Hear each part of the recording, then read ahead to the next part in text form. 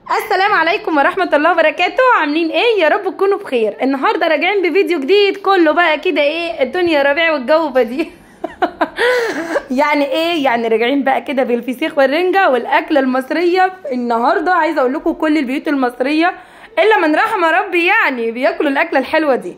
طيب تعالوا نسمي بالله ونصلي على الرسول ونشوف الفيديو بتاع النهارده حلو جدا جدا. لو بتشوفوني لاول مره انزلوا بسرعه اشتركوا في قناتي وحطوا له لايك علشان الكلام يحلو كده، وتعالوا نشوف نحكي الحكايه كده من اولها مع بعض. انا هنا كنت بقول لكم ايه، تعالوا اقول لكم الراجل الطيب ده كان معاه فلوس الجمعيه. والله زي ما بقول لكم كده. يسكت بقى كده، هيدفع فلوس الجمعيه بكره. قال لي انا هعزمك على الاكله من اللي انت بتحبيها. يا ابني اسكت، يا ابني صلي على النبي، يا ابني اغزي الشيطان. قال لي لا يا ابني اهدى. قال لي لا. قلت له خلاص براحتك، اللي انت شايفه غلط اعمله، يلا اتكل على الله. طلع كده يا جماعه، وكان طالع قاصد باب كريم ورجع لي بالكيسه دي. الكيسه دي بقى بتخطف قلبي، بتوديه هناك وما بيرجعش تاني. والله بجد انا من عشاق الرنجه والفسيخ والحاجات القمر دي. بس للامانه الفيديو ده ما كانش يوم شم النسيم خالص. الفيديو ده متصور عندي والله تقريبا بقاله حوالي، هقول لكم في العيد او بعد العيد بيوم او 2 بالكتير قوي. تمام، في العيد الصغير يعني ايه، بقاله كتير عندي ولكن انا سايباه. وانا بس بصراحه انا اكلت النهارده برضو رنجه ماشي، ولكن خرجت بقى كده فالفيديو مش كبير قوي، فقلت انزل لكم الفيديو ده كده حماسي اكتر وفي بقى فسيخ اكتر وفي لغوصه اكتر واكتر.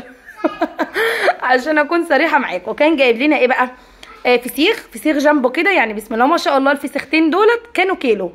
وطبعا رنجه علشان خاطر عندي هنا بنتي ما بتحبش الفسيخ وما بتاكلوش خالص منعا باتا، فاحنا بنحاول نراضي كل الاطراف. فحماده بصراحه جاب لها هي رنجه وجاب لنا احنا فسيخ. انا طبعا بعشق الرنجه يعني بصوا بحبها جدا، ولكن حبي للفسيخ طاغي على حبي للرنجه يا جماعه.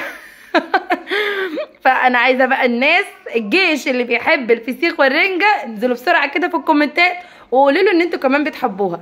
والناس طبعا اللي ما بتحبهاش انا عارفاكوا. انا عارفاكوا واحد واحد، فايه خلاص تمام، انا عارفه اللي عندكم، فمش عايزاكم تعلقوا خالص عشان انا عارفه تعليقاتكم من غير ما تكتبوها. يا جماعه احنا بنحتفل بعيد الربيع، عارفين انتوا احنا زي ما كانوا بيعملوا قدماءنا المصريين احنا بنمشي زيهم. يبقى احنا بنعمل زيهم. انا والله يعني سمعت قبل كده ان كان برضو في عيد الربيع او في شم النسيم كانوا الفراعنه، ده بصوا على حد معلوماتي معرفش هي صح ولا غلط، بس انا سمعت، فانتوا صححوا لي معلوماتي لو فيها حاجه غلط.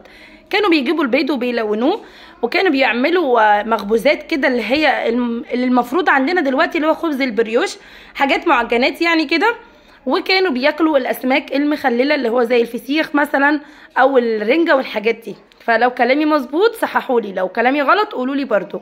ولكن احنا كمصريين معتاد عندنا ان اليوم ده بناكل فيه حاجات مملحه، بناكل فيه بيض مسلوق. كان زمان واحنا صغيرين كانت امي بقى وستي كانوا بيلونوا لنا البيض ده. وكانت حماتي من فتره مش كبيره لما كانت بتيجي تقضي معانا شم النسيم والله كانت بتيجي من البلد وبتجيب لنا البيض متلون معاها علشان تفرح بيه الولاد، وتجيب لنا معاها الرنجه والسردين. بقى احنا عندنا في بلدنا سردين. وكنا بنتجمع كلنا عند سيلفي الكبير، وعندي فيديوهات على القناه كده، وكنا بنقضي يوم تحفه. ولكن السنه دي هي كانت عندي بس من يومين، وهي يعني كانت جايه ومتخيله اصلا ان ده كان شم النسيم علشان كانت عايزه تقضيه معانا، ولكن المواعيد اتلخبطت. فبما ان بقى كده ايه هي مش موجوده، فتحس ان كل واحد قضى كده مع نفسه السنه دي شم النسيم القمر ده. لكن الفيديو ده زي ما قلت لكم انا مصوره الفسيخ والحاجات القمر دي، ده كان في العيد ماشي. جبنا بقى فسيخ، حماده راح جاب لنا فسيخ بصراحه من حته حلوه جدا.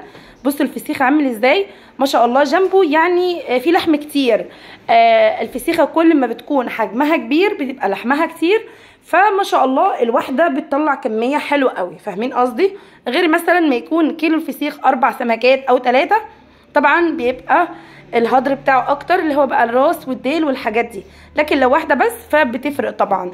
وعايزه اقول لكم بصراحه كده هو جايبه من مكان حلو قوي، يعني كان ملحه مظبوط. مش هقول لك زيرو ملح، لان الفسيخ الزيرو ملح ده انا بصراحه بقرف منه للامانه يعني.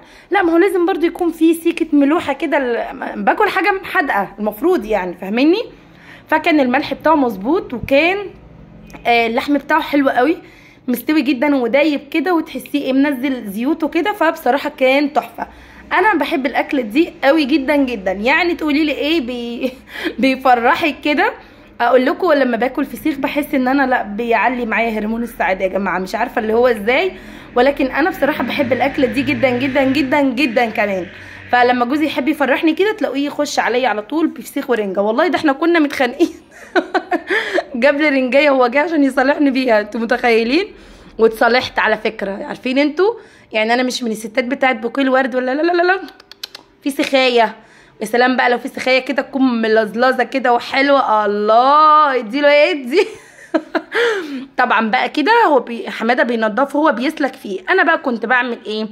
اقعد اقشر القشر اللي عليه ده، كان بيبهدلنا ويمرمطنا وحاجه كده مش عايزه اقول لكم. لا هو بيفتحها ما شاء الله كده بالمعلقه كده، وبيقوم مكحتها، فبيطلع اللحم بتاع الفسيخ كله كده ما شاء الله، ويروح شايل الجلد كله رميه. عارفين انتوا؟ فلا بصراحه الفكره دي عجبتني، وقلت له حلوه قوي انت اتعلمتها منك، هعملها بعد كده. ونضفنا برده الرنجه، انا اللي نضفتها كده، وانا بحب اكلها كده من غير ما احطها على النار. يعني طبعا لو اتحطت على النار هيبقى احسن. وهنا بقى كده كنا بندوق الجمال والعظمه والحلاوه بتاعتنا. تعالوا نشوف اتيكيت اكل الفسيخ. تجيبي الفسيخيه بالشكل ده، جيبي حته لقمه ناشفه كده يكون عيش مفقع قمر، وتدوقي بالشكل ده، وبألف هنا